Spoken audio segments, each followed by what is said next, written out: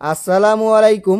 বার্ষিক মূল্যায়ন পরীক্ষার প্রস্তুতি উপলক্ষে অষ্টম শ্রেণীর ইতিহাস ও সামাজিক বিজ্ঞান বইয়ের শিখন অভিজ্ঞতা 9 এর গত ভিডিওতে আমি এই পর্যন্ত আলোচনা করেছি। এগুলো ছিল বহু নির্বাচনী, এক কথায় উত্তর এবং সংক্ষিপ্ত প্রশ্ন উত্তরের জন্য। আজকে আমি এখান থেকেই শুরু করব, তাহলে চলুন শুরু করা যাক। প্রথমে প্রশ্ন নম্বর 54, যে সব স্থানের জলবায়ু, উদ্ভিদ ও প্রাণী আলাদা রকমের, বাংলায় এসব স্থানকে কি বলে? জীব অঞ্চল বলে। এরপরে হচ্ছে যে আমাদের টিকে থাকার জন্য কি দরকার? বনভূমি দরকার। এরপরের প্রশ্ন হচ্ছে টেকসই উন্নয়ন কি? ভবিষ্যৎ প্রজন্মের কথা ভেবে গৃহীত উন্নয়ন পরিকল্পনা। এরপরের প্রশ্ন হচ্ছে বৈচিত্র্যময় বায়োমগুলো কি বজায় রাখে? বাস্তুতন্ত্র বজায় রাখে। কোন অঞ্চলটি মানব বসতিহীন অঞ্চল? তুন্দ্রা অঞ্চল। এরপরে রাশিয়ার সুবিস্তৃত সরলবর্গীয় অরণ্য অঞ্চল কোনটি? তৈগা। এরপরের প্রশ্ন পৃথিবীর ফুসফুস নামে পরিচিত কোন অঞ্চল? এখানে নিরক্ষীয় চিরহরিৎ বনা অঞ্চল। তৃণভূমি বায়োমকে কয়টি ভাগে ভাগ করা যায়? 2 ভাগে ভাগ করা যায়। এরপরে এখানে জর্ডান ও ইসরায়েলের মধ্যবর্তী সাগরটির নাম কি? মৃত সাগর।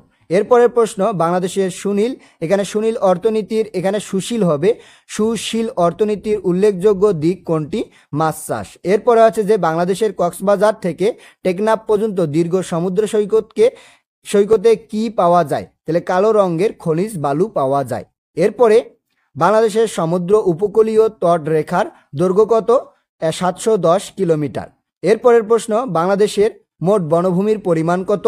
24 লাখ হেক্টর। এরপরে 67 নম্বর প্রশ্ন পার্বত্য চট্টগ্রাম থেকে আরোহিত বাঁশের ওপর ভিত্তি করে কোনটি প্রতিষ্ঠিত হয়? Chandraghona Karnaphuli paper mill. এরপরের প্রশ্ন একটি দেশের প্রাকৃতিক ভারসাম্য রক্ষায় কত ভাগ বনভূমি থাকা প্রয়োজন? 25 ভাগ বনভূমি থাকা প্রয়োজন। এরপরে সামর্থ্য কি? দুর্যোগ সংশ্লিষ্ট জনগোষ্ঠীর দুর্যোগকালে ইতিবাচক সাড়া দেবার সার্বিক সক্ষমতা। এরপরে 70 নম্বর প্রশ্ন হচ্ছে নদীমাতৃক বাংলাদেশের নিরন্তর সমস্যা কোনটি? নদী ভাঙ্গন। 2021 সালে বাংলাদেশে বজ্রপাতে কতজনের মৃত্যু হয়েছে? 363 জনের মৃত্যু হয়েছে। সাগরের তলদেশে ভূমিকম্প হলে কি হয়? সুনামি হয়। 1992 সালে কোন শহরে আর্থ সামিট অনুষ্ঠিত হয়? ব্রাজিলের রিও ডি জেনেরিও শহরে। এই যে আমি 73টি এক কথায় উত্তর, তারপর হচ্ছে যে সংক্ষিপ্ত প্রশ্ন দিলাম, আর এগুলোর আলোকে বহু নির্বাচনী প্রশ্ন হবে। আমি নিচে কয়েকটি বহু নির্বাচনী প্রশ্ন দেখিয়ে দিচ্ছি, এভাবেই তোমাদের পরীক্ষায় আসবে। তাহলে 1 নম্বর বহু নির্বাচনী প্রশ্নটি হচ্ছে আমরা আমাদের বেঁচে থাকার প্রয়োজনে জীবনযাপন করি। আমরা আমাদের বেঁচে থাকার সব উপাদান পাই খনি থেকে, প্রকৃতি থেকে, আকাশ থেকে। তাহলে এর উত্তর হচ্ছে যে প্রকৃতি থেকে। এরপরে 2 নম্বর প্রশ্ন হচ্ছে আমাদের সঙ্গে পরিবেশের সম্পর্ক অত্যন্ত নিবিড়। এরকম পরিবেশ রয়েছে বাংলাদেশ জুড়ে, উপমহাদেশ জুড়ে, পৃথিবী জুড়ে। এর উত্তর হবে পৃথিবী জুড়ে। এরপরে 3 নম্বর হচ্ছে যে কোনো বিষয় জানার আগ্রহ আমাদের জন্মগত। এ ধরনের বিষয় জানার গভীরে যেতে হলে আমাদের করা দরকার পরীক্ষা, পর্যবেক্ষণ, অনুসন্ধান। তাহলে এর উত্তর হচ্ছে অনুসন্ধান। এরপরে 4 নম্বর আমরা আমাদের চারপাশের পরিবেশের ওপর নানানভাবে নির্ভরশীল। পরিবেশের ভারসাম্য বজায় রাখতে সবচেয়ে বেশি ভূমিকা রাখছে সমুদ্র, নদীনালা, বনভূমি। তাহলে এর উত্তর হবে বনভূমি। মানুষ প্রকৃতির একটা ছোট্ট অংশ। দিন দিন মানুষ প্রকৃতিকে নষ্ট করছে, সুরক্ষিত করছে, ধ্বংস করছে। তাহলে এর উত্তর হবে ধ্বংস করেছে। এরপরে 6 আমরা জলবায়ুর পরিবর্তনের কথা বিভিন্ন গণমাধ্যমগুলোতে শুনতে পাই। জলবায়ুজনিত দুর্যোগের কারণে বাংলাদেশের সামনে অপেক্ষা করছে অনেক বড় সম্ভাবনা, চ্যালেঞ্জ, সমস্যা। তাহলে কি হবে? চ্যালেঞ্জ হবে। এরপরে পৃথিবীর কোনো একটি অঞ্চলে বিশেষ ধরনের জলবায়ু ও মৃত্তিকার বিশেষ বৈশিষ্ট্য সম্পন্ন উদ্ভিদ ও প্রাণী নিয়ে গঠিত।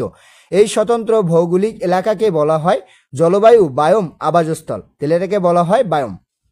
এরপরে 8 নম্বর একটি অঞ্চলে বৃষ্টিপাত খুব অল্প কিন্তু প্রায়ই প্রবল বায়ুপ্রবাহ হতে দেখা যায়। এটি যে অঞ্চলের উদাহরণ তা হলো তুন্দ্রা, সাভানা, তৈগা। তাহলে এর উত্তর হচ্ছে যে তুন্দ্রা।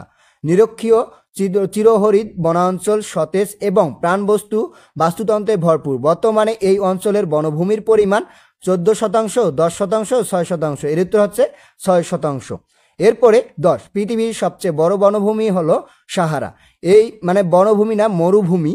তার হচ্ছে এই মরুভূমির অবস্থান এশিয়ায়, ইউরোপে, আফ্রিকায়। তাহলে এর উত্তর হচ্ছে আফ্রিকা। এটা বনভূমি হবে না, মরুভূমি হবে।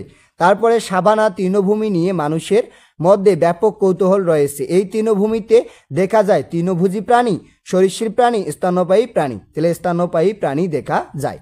এরপরে 12, আমরা জানি পৃথিবীতে স্থলভাগের চেয়ে জলভাগ অনেক বেশি।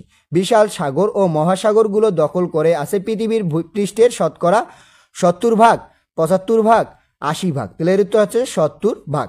13 নম্বর হচ্ছে আমাদের সমুদ্রে বিভিন্ন ধরনের উদ্ভিদ দেখা যায়। সমুদ্রের লবণ সহিষ্ণু উদ্ভিদগুলো হলো স্বল্প বর্ষজীবী, পরজীবী, তারপর বহু বর্ষজীবী। এর উত্তর হচ্ছে বহু বর্ষজীবী।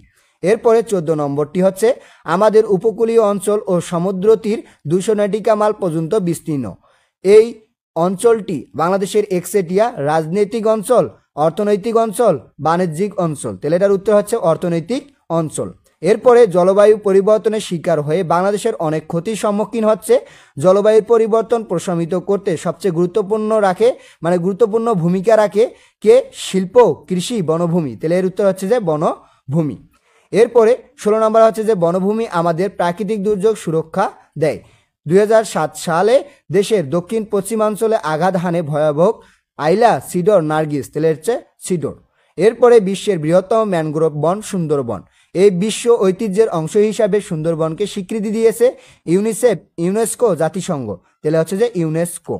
এরপরে 18 নম্বর প্রশ্ন হচ্ছে যে বাংলাদেশের মধ্য ও উত্তর পূর্বাঞ্চলে এক ধরনের বন দেখা যায়। এটি মূলত ক্রান্তীয় পতনশীল বন, তারপর চিরহরিৎ বন, তারপর হচ্ছে ম্যানগ্রোভ বন। তাহলে ক্রান্তীয় পতনশীল বন। এরপরে 19, দুর্যোগ প্রবণ বাংলাদেশের একটি দীর্ঘস্থায়ী প্রাকৃতিক দুর্যোগ ওই অঞ্চলের জনগোষ্ঠীকে বাস্তুহারা করে। এই দুর্যোগটি হলো ভূমিকম্প, নদী ভাঙ্গন, ঘূর্ণিঝড়। তাহলে এটা হচ্ছে যে নদী ভাঙ্গন। সাম্প্রতিক বছরগুলোতে দেশের উত্তর পূর্বাঞ্চলের হাওর এলাকায় বজ্রপাতে মৃত্যুর ঘটনা বেশি ঘটছে। বাংলাদেশ সরকার বজ্রপাতকে প্রাকৃতিক দুর্যোগ হিসাবে ঘোষণা করেছে 2016 সালে, 2018 সালে, 2020 সালে। উত্তর হবে 2016 সালে। এভাবেই কি থাকবে? বহু নির্বাচনী প্রশ্নগুলো থাকবে। আমি এখানে 3টি করে অল্টারনেটিভ দিয়েছি, এখানে 4টি করে অল্টারনেটিভ কিন্তু থাকবে। তাহলে আজকে এ পর্যন্তই। এর পরবর্তী ভিডিওতে এই শিখন অভিজ্ঞতার আমি কি করব? দৃশ্যপটবিহীন প্রশ্ন ও দৃশ্যপট নির্ভর প্রশ্নগুলোর উত্তর নিয়ে আলোচনা করব। ধন্যবাদ সবাইকে এতক্ষণ সঙ্গে থাকার জন্য। ভিডিওটি ভালো লাগলে লাইক এবং সাবস্ক্রাইব করবেন।